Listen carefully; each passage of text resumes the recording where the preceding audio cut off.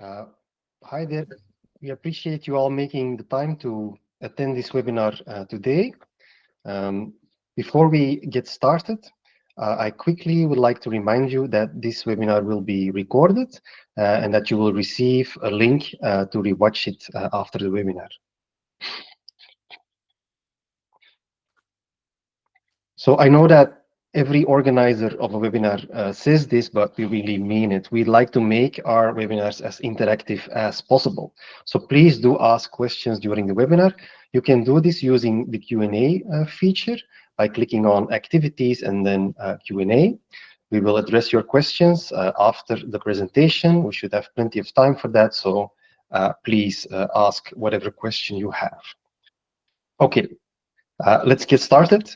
My name is Tom. I'm Operations Director of ImmuneWatch, and I'm happy to host the webinar today on the topic of annotating the specificity of T-cell receptors on Platforma.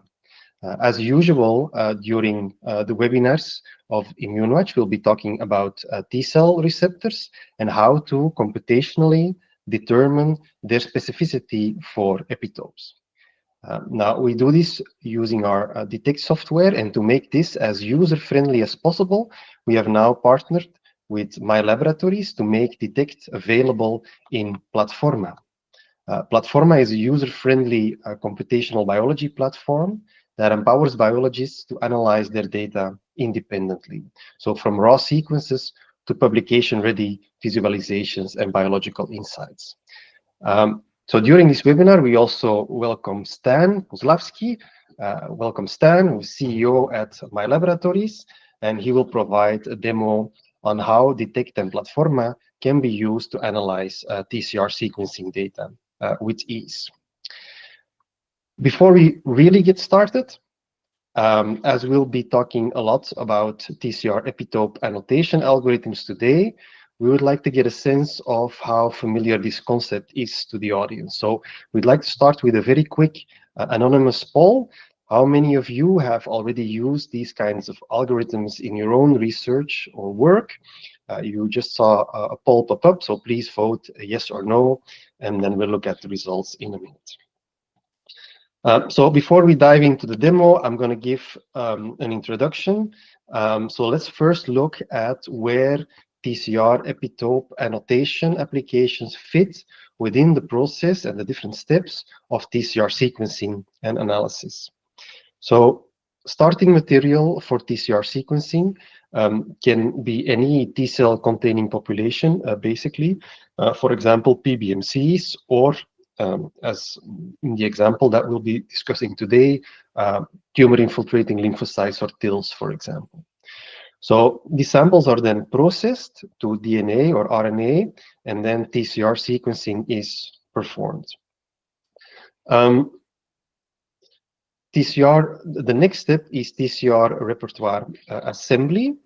This can be done with a number of tools. MixCR, developed by MiLaboratories, is one of the most popular and most widely used tools to do that. So this actually gives you what we call an unannotated TCR repertoire, so an overview of the clonality and the diversity of the T-cell population in your sample, basically. Next, this is where TCR specificity annotation comes into play, so-called tertiary analysis. So the objective here is to annotate as many TCRs as possible for relevant antigens for a specific research question. This can be specific for a therapy, for a virus, or, as we'll also be discussing today, a tumor specificity. So, epitope TCR annotation models are really applied at the end of the TCR sequencing process to try to add value at that level. Meanwhile, let me have a quick look at the poll. We have 6 votes in. 4 of those have not used TCR annotation algorithms, and 2 are familiar with that. Okay, so a bit of a mix, that's good. So it's also good to give an introduction then into TCR epitope annotations. So let's briefly explain the concept of epitope TCR annotation. So the algorithms we're talking about today, so they try to predict binding of an epitope to a given T-cell receptor. So on this slide, the T cell receptor is characterized by V and J gene information and the amino acid sequence of the variable CDR3 region. Now, to predict binding of this TCR to an epitope, a machine learning algorithm is used to determine whether it can bind to an epitope of interest, yes or no. So the task is basically to predict whether binding will occur, essentially answering a yes or no question. This type of problem can be visualized as a machine learning classification challenge, where you have a set of TCRs that bind to the epitope. So on this slide depicted in red, separated by a decision boundary from those that do not bind, depicted in blue. Now, one concept that is very important to understand is that the machine learning algorithms, they rely on training data. So training data is used to feed into these machine learning algorithms, and training data means that we have examples of TCR sequences that have been experimentally demonstrated to bind a given epitope. So our database is the largest currently available. It contains over 2,000 unique epitopes, covering a little over 125,000 TCRs. Now, we continuously add data to this database, and I'll get back to that in a minute. So this training data enables us to look in TCR datasets for new TCR sequences that also bind a known epitope. But it also allows us to estimate binding of a TCR to new epitopes. The only limitation here is that this new epitope should have at least some degree of similarity to known epitopes in the training database, typically less than 4 to 5 amino acid difference. Now, we often get the question if DETECT can identify TCRs against a particular antigen or epitope of interest for a specific research question. So for the current coverage of epitopes in our database, we actually have a complete overview that you can search on our website of all currently supported epitopes. And you should also see that pop up in the chat right about now, so you can have a look there and see what is covered. Again, we do cover more than that, but there needs to be a certain degree of similarity to these epitopes for meaningful predictions. So what if sufficient training data is not yet available for your specific use case? So maybe you want to look at epitopes that are completely different from anything that we have currently seen. Now, the first thing that we would do then is to perform a targeted public search for data related to your antigen of interest. So that's one possibility. Alternatively, there are different wet lab protocols that allow to generate data. So we prefer what is depicted here on the slide, a cost-effective in vitro stimulation protocol with peptides of interest, followed by TCR sequencing. So this way we link TCR sequences with the epitopes that are used in the stimulation and add this information to the database. It's also good to know and to remark that you may yourself already have relevant training data that can be used for TCR epitope annotations. For example, from in vitro stimulation experiments you performed, or from dextramer, tetramer kind of stainings.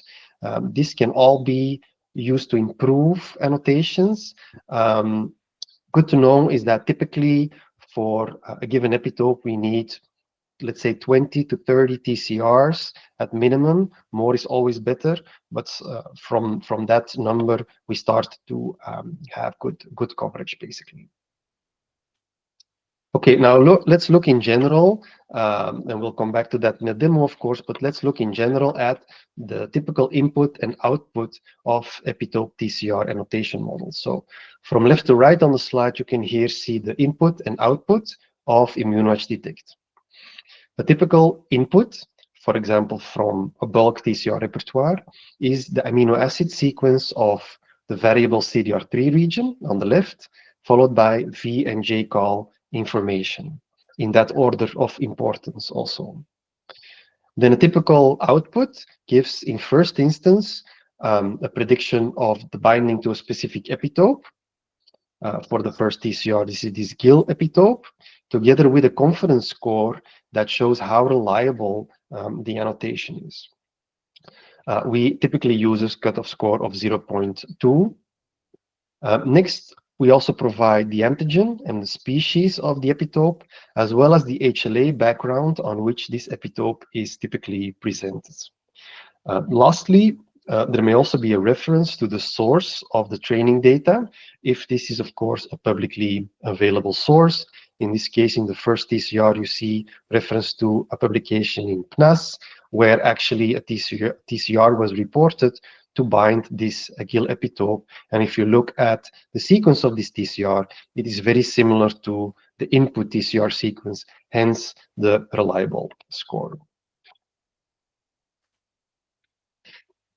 Another question we often get is, but what about validation of these epitope TCR annotations? Now, to test this, and the best answer we can give is that a blinded benchmark was organized by an independent scientific committee, the ImRep23 competition. The objective here was to assess how well different available epitope TCR algorithms perform on a set of newly generated and blinded TCR data. About 50 teams participated in the competition. Here on the slide, you see the setup of the competition. So again, this is new TCR epitope data that was generated, starting from healthy PBMCs, followed by peptide MHC staining, and then sorting of peptide MHC specific CD8 T cells, followed by TCR sequencing. This way, for 20 epitopes, data was generated, so around 600 new TCR epitope pairs covering 6 HLA backgrounds. And then positive and negative test data was mixed together, and basically everybody had to answer the question, does this TCR recognize a given epitope, yes or no? Now, the results of this ImRep23 challenge were published. I would say do check it out. You should also see a link pop up in the chat. I'm just going to highlight here this overview figure from the publication, where you can see the performance scores of the different algorithms that participated in the benchmark. And we're very proud to announce that ImmuneWatch DETECT was the top performing algorithm in this competition. So now, if you're interested in using DETECT, there are several options depending on how familiar you are with bioinformatics analysis. On the one hand, DETECT can be used as a standalone software solution. So this is a local command line tool. You do everything in-house and all data stays local. Alternatively, if you do not want to perform analysis yourself, our team of experts can also analyze TCR data as a service. However, as I said in the beginning, we really want to make TCR epitope annotations as user-friendly as possible, also for people who do not have bioinformatics expertise. And therefore, we partnered with Platforma to release DETECT as a software block in their new computational biology platform. So this is really focused on user-friendliness and visualizations, as you'll see also later demonstrated by Stan. Now, let's first have a look at different applications and then select a use case that we'll do the demo on. So on this slide, you see a couple of typical applications that ImmuneWatch DETECT is used for. We generally work a lot on immune monitoring at the bottom left. So this is all about tracking the expansion of therapy-specific TCRs longitudinally as a measure of immune response. At the top, you see T-cell product characterization. So this can be part of quality control of a T-cell product, such as, for example, a tumor-infiltrating lymphocyte T-cell product. And then the bottom right, repertoire stratification. This is about comparing TCR repertoires between individuals or between cohorts in order to find differences that can be used as biomarker for therapy response. Now, to introduce a little bit the use case that we're going to do the demo on today, we selected a TIL, tumor-infiltrating lymphocyte use case, because it covers, on the one hand, product characterization as well as immune response monitoring. Just to briefly introduce the concept of TIL therapy, for those of you who are not familiar. So in TIL therapy, tumor infiltrating lymphocytes or T cells are isolated, for example, from a tumor biopsy, and they are then in vitro expanded. Sometimes there's also an antigen-specific stimulation step, for example, using TAAs or tumor-derived antigens. But the objective is to expand these T cells in vitro and then do a quality control before re-injecting them into the patient. So the objective is to boost T cell immunity against the tumor in a personalized manner in every individual patient. So in T cell therapy and also TIL therapy, TCR analysis is very commonly used for two reasons. Again, product characterization. So here you look at the clonality and the diversity of in vitro expanded T cells. Ideally, you also want to annotate the antigen specificity of these T cells as much as possible. This then gives you insights in product quality and also allows you to identify relevant clones for tracking in the next stage, which is immune response monitoring. In immune response monitoring, you want to look at relevant clones in both PBMCs or in tissue like tumor samples so that you can track these relevant clones in vivo and get an insight in an immune response in every individual patient. So for the use case today, we actually use data from this publication here. This is a publication from the lab of George Kukos, where they're looking to TIL therapy for melanoma. So this is where I can give the floor to Stan, CEO at MiLaboratories, who will provide a demo on how DETECT can be used within Platforma to analyze TCR data. Stan, the floor is all yours. Thank you very much, Tom, and thank you for inviting me to this webinar. So my name is Stan. Yeah, I'm the executive of MiLabs. My background is from academia, many years of work in physics and quantum field theory before switching to immunology, but now I'm just a manager and presenter. So let me share my screen. How to share screen. How to share into screen. Yeah. So, and I hope you see my screen. What I'm going to do, I'm going to show step-by-step analysis in Platforma from the very beginning to the final answers, to the final insights using the DETECT block available in Platforma.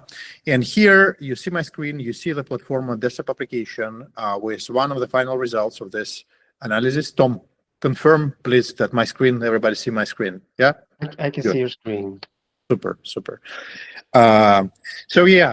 This plot shows the proportion of the melanoma clonotypes in different time points and in the initial product.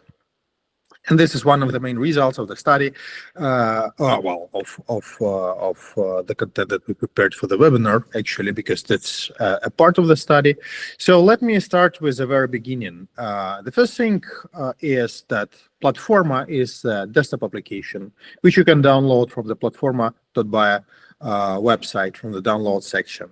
The first thing which you will see when you run Platforma is this screen, which asks how would you like to run the analysis. And there are several options. The first option, you can run just a built-in Platforma with all the steps and all the analysis like MyTCR, clonotyping, DETECT, and other things happening directly on your personal computer. Or you can connect, you can install a backend server in a backend service on your server if you have such, or if you have access to your HPC cluster in your institution or organization, then you can connect to that HPC cluster using the SSH, and all the analysis will happen there. For the purpose of this demo, I'm going to use a service, a backend service, which I'm running locally.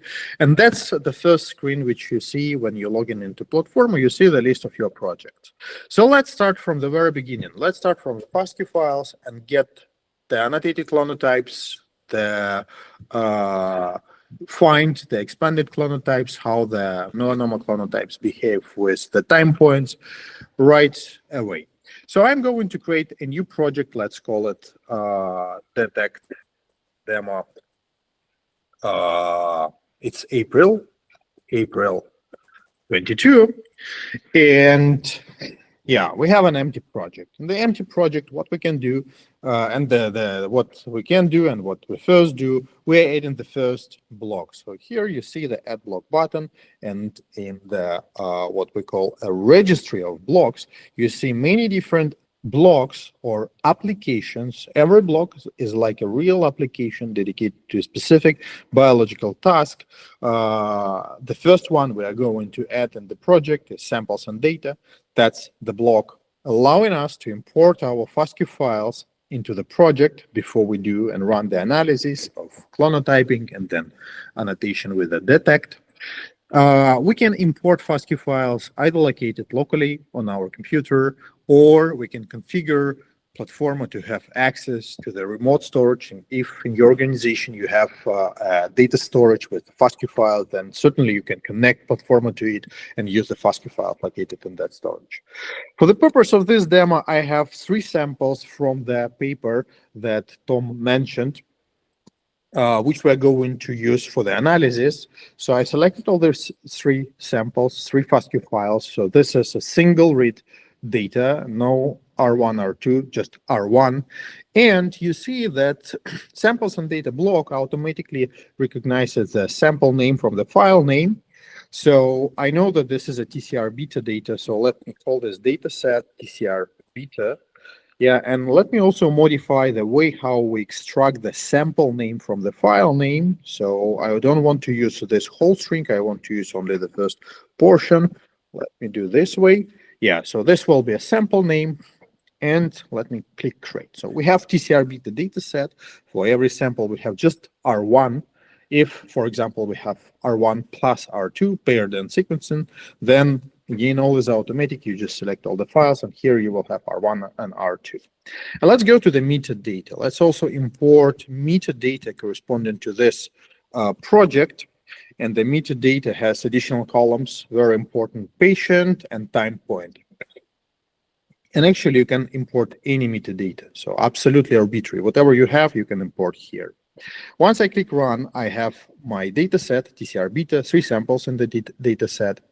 And yeah, a good reminder from Max to everyone, please ask questions. Write them in the chat. So the next step of the analysis is to get the clonotypes. Before we can annotate them with the detect, we need to get clonotypes. And for that, we have a MyCR clonotyping block available in Platforma, which we're going to add to annotate,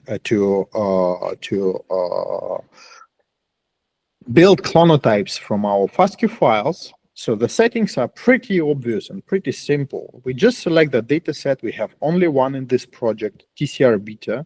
Then we need to select one of the presets that we have in MyXCR, or also if you have a custom library preparation protocol, that's all possible. You can upload the file with the parameters of your library architecture and then process it. But in case of this project, on this paper, the data was generated using OnCombine RNA TCR beta short read assay from Thermo Fisher. That's what we're going to use for the analysis. We also know that the samples contain only TCR beta chains, so just we can apply this filter right away, and then in the output we'll have only TCR beta data. One thing I always suggest is before running, especially for a big project like this study, the whole study in this paper has almost 100 of samples, and they are quite big. So to run the full analysis, starting from the FASTQ files, it may take a couple hours. So before doing this, I always recommend to use this hint. In the advanced settings, we can put 100, for example, just 100,000 of reads that will be taken from every FASTQ file as a, let's say, a dry run to check that everything works before running on the full data set. And when we click the run button, the blog, the app, and Platforma will actually run MiCR command line tool, same commands as you do in the command line, but here you see it and you do it easy peasy with just buttons and clicks. And right away, you see a nice overview of how the clonotyping analysis went. Yeah, for every sample, when the analysis is ongoing, right now it was very fast because I already processed this data in a separate project, so the results were recovered immediately. But for real case, you will see a progress here. You can go deeper. You see a nice overview whether the quality controls for the sample are okay or there are any problems. You see the statistics about the alignment rate and distribution between homological chains. So if you click on an individual sample, then you will see the statistics in more detail. Let's say the alignment proportion. The majority of our reads for every sample successfully aligned, which is good, no problems in the wet lab. As expected, the majority of the clonotypes are TCR-beta. There are also different quality checks which are specific for this Oncomine library preparation kit. Everything is green, super good. If you want to go deeper, you can navigate to the log section and see like the raw log from the command line MiCR execution, reports, and stuff like that. Advanced things. So that's it. We have MiCR clonotyping run. We can check before we run the detect. Let's check the basic repertoire characteristics. Let's add, for example, let's say, I don't know, for example, just let's look on CDR3 spectrotype. And for that, we have an application, CDR3 spectrotype. Let's add it to the project.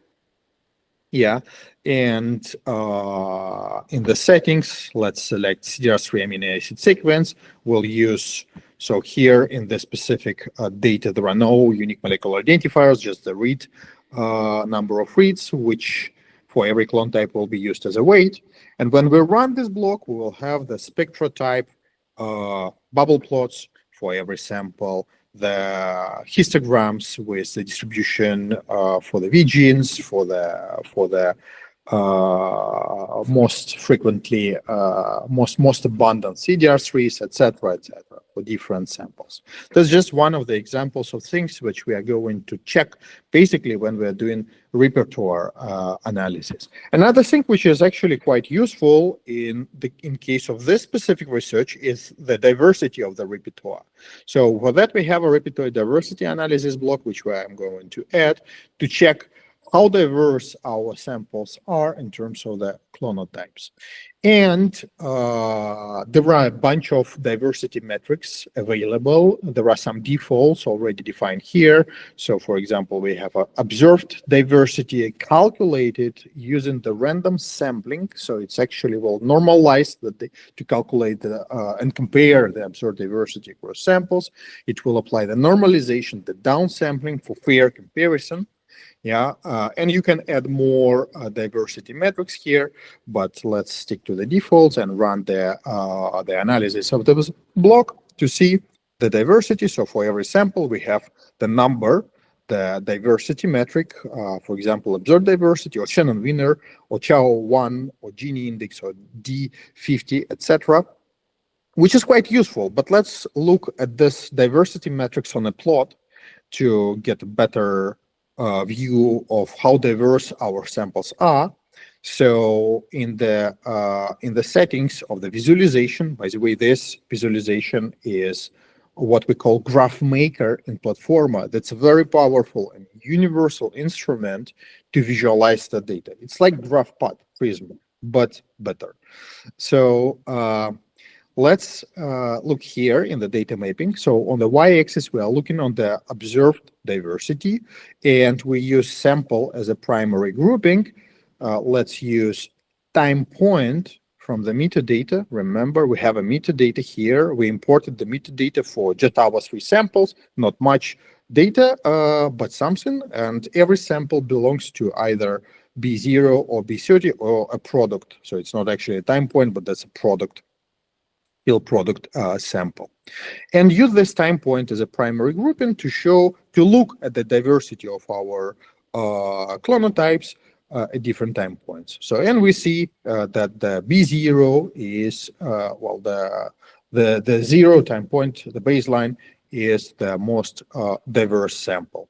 And here on the y-axis, we can change to, for example, Shannon-Winner diversity or Gini index.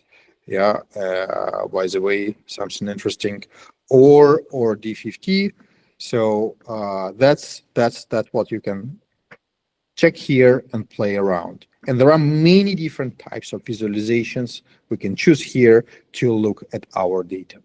So, but let's go to the next step, and the next step of our analysis is actually running the DETECT block, the DETECT tool, for which we have an ImmuneWatch DETECT block available in Platforma. So we're going to add this block to our project and just run it. So in the settings section of the DETECT block, we are selecting the data set we're going to analyze. We have only one data set in the project, TCR-beta.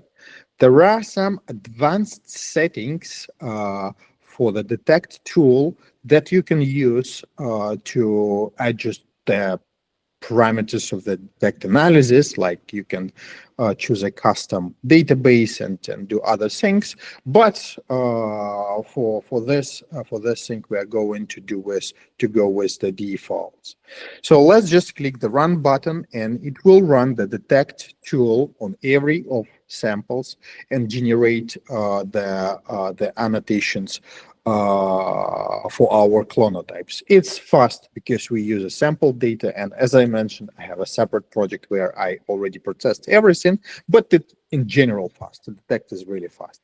So now let's go. What we want to do first, let's just look on our clonotypes. And for that, we have a block called clonotype browser. So that's a dedicated block where we can just look on our data with our eyes. So let's select the data set, TCR-beta. So, and as you see, by the way, that's very important concept in Platforma. So there are upstream blocks, there are downstream blocks. And in the downstream blocks, we have access to the results from the upstream blocks. So for example, in the clonotype browser, what we see all the clonotypes and all the information generated for the clonotypes from all of the upstream blocks, one of which is ImmuneWatch DETECT. So here, if we scroll to the left, we will see automatically the columns for our clonotypes generated by the DETECT tool, like, for example, the antigen. The most important one we are going to explore in this data. So we have the antigen column for every clonotype. And here in the clonotype browser and per sample section of the clonotype browser, every line is one single clonotype. And for every clonotype in sample, we see the number of reads. Let's, by the way, sort by the number of reads, for example, to see the most abundant clonotypes, the number of reads for this clonotype, the fraction of reads, the abundance. Number of samples is the number of samples where this clonotype was shared. So this specific clonotype with this CDR3 amino acid sequence is present in all of 3 samples that we have in the project. And then there are many additional columns which you can check for this data. Not much, because this is a short read. We have only CDR3. We don't have like full length, or like in case of antibodies, hypermutations and stuff like that. Yeah, but we see the most important information needed for us, including all of the columns from the DETECT block. Before exploring clonotypes here in depth, let's look in general how the annotation done by DETECT, what are the results from that annotation. And for that, I'm going to add a graph maker block. That's a universal tool we have in the platform, this block, to visualize the data like we did in the repertoire diversity. And for the first for the first visualization that I'm going to add here, let's use a histogram and look on the distribution of the score annotation score provided and generated by the DETECT tool. So here, let me check the DETECT score just to see how the score, so DETECT block, as you know from Tom, DETECT block assign a score to every annotation, like a confidence in this specific antigen for this specific clonotype. So we see that the majority of the clones will annotate. Let's by the name rename this graph to the DETECT score histogram. Yeah, so that the majority of the clonotypes in the whole data have a score less than 0.1, which tells us something. And let's go to the next visualization and use a stacked bar chart to see what are the annotations generated by the DETECT block are. And let's use read fraction of reads in the stack bar chart on the y-axis. So we have here a stack bar chart with the data coming from all clonotypes we have in the project. And let's also use the time point. Let me find the time point here. The time point here, you see, by the way, in the data mapping section, you see all of the data available in the project from all of the upstream blocks, including the metadata that we added in samples and data, and let's use time point as a primary grouping for our visualization. So so far it's useless, but let's continue. Let's use DETECT score as a filter and look only on those clonotypes which have more than 0.1 score coming from the DETECT tool. And next, the last thing we're going to do here, let's use the antigen assigned by the DETECT tool as a secondary grouping in our stack bar chart to see now how what like proportion of the total abundance of the repertoire is occupied by specific antigen. So let me call this chart antigen distribution. Yeah. And now we see immediately that, well, in the product sample, the melanoma antigen recognized T cells, MART1, is the most abundant one. It takes the whole space, the majority of the repertoire. And here in the B0, yeah, we also see this melanoma antigen as the largest one, as well as at B, well, one of the largest one, as well as the B 30 at the second time point. So we already have some nice results. We see that a huge part of our repertoire is occupied by the clonotype specific to this MART1. But let's go deeper. Let's go to the clonotype browser and filter and find those specific clonotypes, or even better, let's annotate the clonotypes which are specific to this melanoma with the annotation tool we have in the clonotype browser. So let's go to the annotations and let's call this common antigens annotation. And the first annotation we are going to add is melanoma. And add a filter, how we filter the clonotypes annotated with melanoma label. So we are going to use the DETECT antigen column, and as a filter, we are looking those antigens which contain this MART1 substring. Yeah. So once it here in the annotation statistics, we will see the melanoma annotated clonotypes and the total fraction of those clonotypes in sample. So for example, This one I know is the product sample, and the total fraction occupied by the melanoma clonotypes in this sample is around 18%. In the day zero, it's like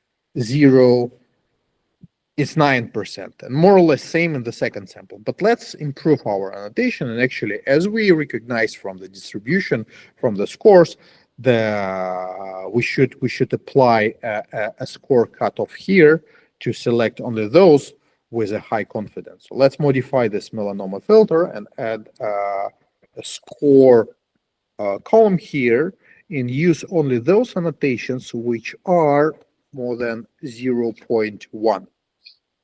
which are with score higher than 0.1. Yeah, so with this simple manipulation, the numbers will change. Yeah, so well, not exactly. I think the number which that Tom used was 0.2 as a cutoff. Yeah, let me change this. Yeah, by the way, while I'm clicking here, everything is automatically updated, and all of the data that we have updated, well, really fast and automatically. So it recalculates and reaggregates all the data and all the clone types. So now we see the proper results. So for the clonotypes where we can assume with a high confidence that they are specific to the melanoma, we see that they occupy around 10% of the repertoire in the product, around 1.8% in the day zero, and 1%, twice less at the second time point. So I'm not going to continue. There are many more things and many more tools you can do in Platforma with this information, more visualizations. This is just a very brief overview with a highlight of the key features and the key things that you can build and do and explore using DETECT block in combination with other features available in Platforma to get your scientific insights. So having this, Tom, please, I'm stopping to share. Great. Thank you, Stan. That was really cool. Looks great, and also I think a very nice overview of the powerful capabilities of Platforma. Very happy that we're partnering with you guys on this. Just a quick reminder, Q&A. So using the Q&A feature, by clicking on activities, you can still ask questions. I saw that we did not have any questions yet at this point. What I still wanted to say is that maybe some of you are thinking, okay, this is interesting, but would TCR and epitope annotations also work for my use case? Would it also add value, and how could they add most value for my own use case? If you have any questions about training data or anything else, you can always book a free 30-minute meeting with the ImmuneWatch team to explore the feasibility of your specific use case and any details. So please feel free to book any meeting. Max just put up the link also in the chat. So that being said, of course, if you do want to get started right away, that's of course also possible. You can download Platforma. It's free for academic users, by the way, and to evaluate the use of DETECT, we always offer free samples as well. For academics, we offer 10 free samples every month, so that gets replenished. And also for industry users, we have 10 free samples at the start, so you can evaluate the use of DETECT as well. This demo, I do have to say, is a sneak preview. We are going live and launching officially next week, but we're very close to being up and running. So if you want to get started, these are the steps that you can take. Let me just have a quick look. I don't see any questions at the moment. Probably that means that we did a good job, Stan, at explaining things. If any of you still have any questions, also after the webinar, please feel free to reach out to the MiLaboratories team, the Platforma team, or to us as well. No questions? Okay, then I think we're gonna wrap it up for today. Thank you so much, Stan, for your demo. It was really Thank cool. you. Thank you all for attending. Stay tuned for any updates, and let's connect if you have any specific use cases you want to discuss, and get started right away if you want. So thanks for your attention, and talk to you soon. Thank you. Bye, everyone. Thanks, Dan. Bye. Bye.